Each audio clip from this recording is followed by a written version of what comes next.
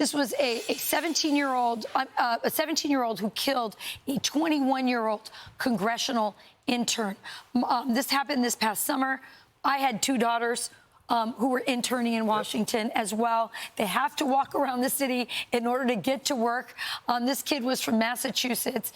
And finally, thanks to President Trump, Pam Bondi, and our own Queen Janine in Washington, D.C., Judge Janine, doing her work. It's been incredible. They found the people, finally, who did this. And there's just still a third suspect who's loose. But it's a huge relief for this family. And Madeleine Rivera joins us now live from D.C. with more. Hey, Maddie. Good morning, guys. Yeah, it's really sad. The U.S. Attorney for D.C., Janine Pirro, is taking aim at the city's crime policies as she touts the arrests of two people in the death of Eric Turpinian-Joachim. Pirro says Turpinian-Joachim was biking on the evening of June 30th when several suspects jumped out of a stolen car and started shooting at a group of boys riding bikes down the street. Turpinian-Joachim, who at the time was an intern for Republican Congressman Ron Estes, investigators say he was hit. Pirro called him an innocent bystander. He was taken to the hospital where he later died. Pirro says the two 17-year-old suspects, now charged with first-degree murder, had previous violent juvenile records in family court. The D.C. Council has coddled young criminals for years. It is this case that makes it clear that these young punks who are on the street with guns, shooting at each other, killing innocent people, they need to be brought into my system and not in the family court system for rehabilitation, because they've been in that system more than once, and I don't think they've been rehabilitated. Congressman Estes is sharing some words of condolences. It really is sad for Eric. Eric was such a great young man. He was friendly. As a parent, I really would want the opportunity for anybody's child to come to the country, the nation's capital, and to be able to enjoy their time there and to feel safe doing that. In a separate case, Politico reports two people who were arrested for allegedly attacking a former DOJ staffer. They're facing new charges. The suspects, a boy and a girl, are reportedly 15 years old. Going back now to the death of Turpinian-Joachim, police say they're looking for a third suspect. Like you said, Rachel, he's been identified as 18-year-old Naquan Antonio Lucas. There's a $50,000 reward for information leading to his arrest. Charlie, Rachel, and Brian. Thank you, Maddie.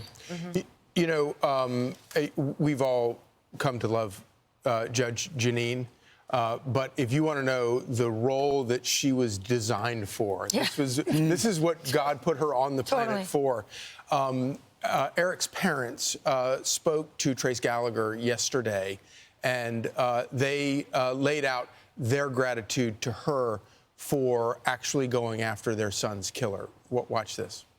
Girl. I would like to thank you, Judge, for doing your job in D.C. And I always respected you, even before you had this position. I also want to thank all the detectives and everybody who has worked tirelessly on this case.